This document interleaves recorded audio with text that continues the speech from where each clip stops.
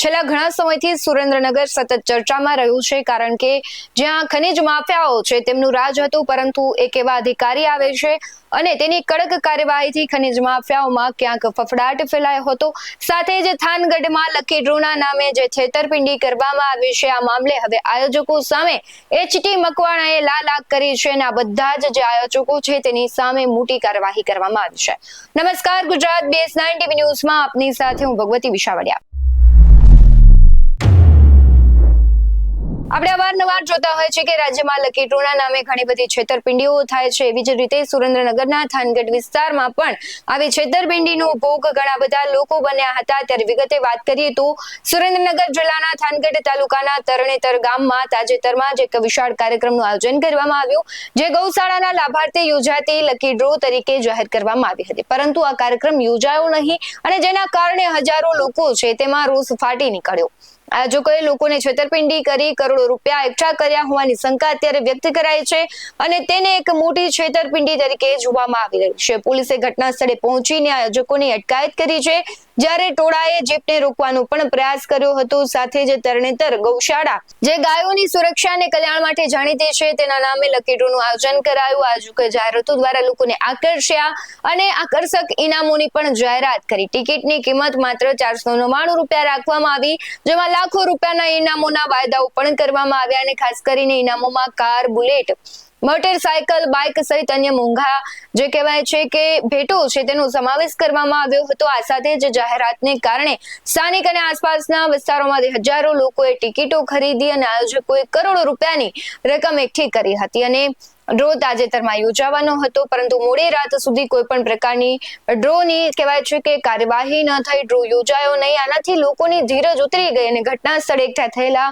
હજારો લોકોએ હોબાળો મચાવ્યો. તેમણે કહ્યું કે અમારા પૈસા અને અમારું વળતર આપો અને છેતરપિંડી બંધ કરો જેવા નારા લગાવતા લોકોમાં અફરાતફરીનું વાતાવરણ પણ થયું.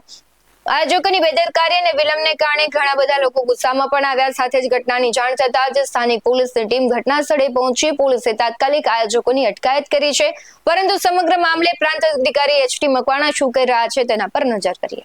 અત્રેના ચોટીલા સબ ડિવિઝન હેઠળના થાનગઢ તાલુકાના તરણેતર ગામે 2 દિવસ અગાઉ 6 ઈસમોએ લકી ડ્રોનું આયોજન કરવામાં આવેલું હતું.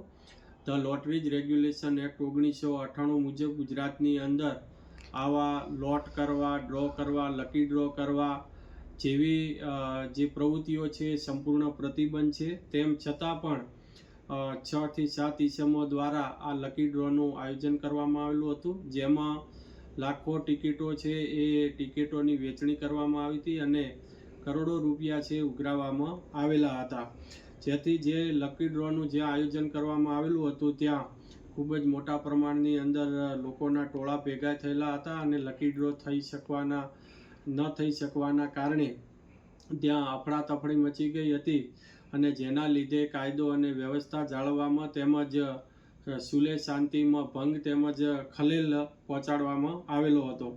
જેથી કરીને આ જે લકી ડ્રો કરાવનાર ઈસમો છે, હીરાભાઈ જે ગ્રામભળિયા રહે નાના માત્રા તાલુકો વિંછિયા, લગધીરભાઈ કે કારોલિયા રહે કાનપર તાલુકો થાનગઢ, સુરેશભાઈ આર ઝરવરિયા નવાગામ તાલુકો ચોટીલા, મોરાભાઈ એસ ડાભી ચિત્રાખાડા તાલુકો વાંકાનેર, નરસિંહભાઈ ડી સોલંકી વિજળિયા તાલુકો થાનગઢ અને રમેશભાઈ સી જેજરિયા રહે અભેપર તાલુકો થાનગઢ. આ તમામે તમામ 6 ઈસમોએ જે કૃષ્ણ ગૌશાળા તથા અંશોયા આશ્રમના લાભાર્થે આ લકી ડ્રો કર્યો હોવાનો વિગતો સામે આવી છે.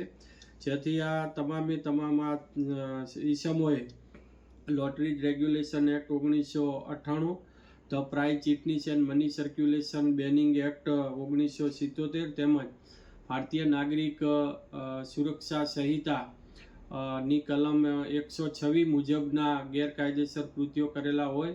ભવિષ્યમાં આવી કોઈ પણ આ હુકુમતની અંદર આ વિસ્તારની અંદર કોઈ આવી પ્રવૃત્તિઓ ન કરે, જે અટકાવવું ખૂબ જ જરૂરી હોય.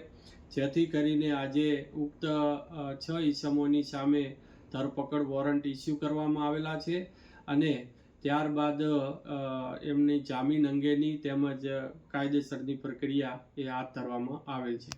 જે પ્રમાણે લોકોએ છે ક્યાંક અધિકારીને છે જાણ કરી હતી, તેમની સાથે આવી ઘટનાઓ થઈ હતી, તેમની સાથે છેતરપિંડી થઈ હતી, તેમની વાત કરી હતી, ત્યારબાદ કાયદાકીય રીતે પ્રાંત અધિકારી એક્શન લીધા હતા. હવે તમારું શું માનવું છે આ ઘટનાને લઈને તે કમેન્ટ બોક્સમાં જરૂરથી જણાવજો. અને સાથે જ જો તમારી સાથે કોઈ આવી છેતરપિંડી થઈ રહી છે તો નજીકના પોલીસ સ્ટેશનમાં જાણ કરવી અને અન્ય લોકોને આવી છેતરપિંડીથી બચાવવા એ એક સામાન્ય નાગરિક છે તેનું કર્તવ્ય હોય છે. અને આવા લોકોથી ડરવાની જરૂર નથી, કારણ કે આપણા કાયદાઓ એટલા બધા મજબૂત છે કે તેને ક્યાંક ને ક્યાંક સજા આપી શક્યા છે. આવા જ વધુ અહેવાલો સાથે ફરી મળતા રહીશું. તમે અમારી યુટ્યુબ ચેનલને સબસ્ક્રાઇબ કરવાનું, અમને ફેસબુક અને ઇન્સ્ટાગ્રામ પર ફોલો કરવાનું ભૂલશો નહીં. બાકી અવનવી અપડેટ્સ મેળવવા માટે આપ જોતા રહો BS9 ન્યૂઝ. નમસ્કાર.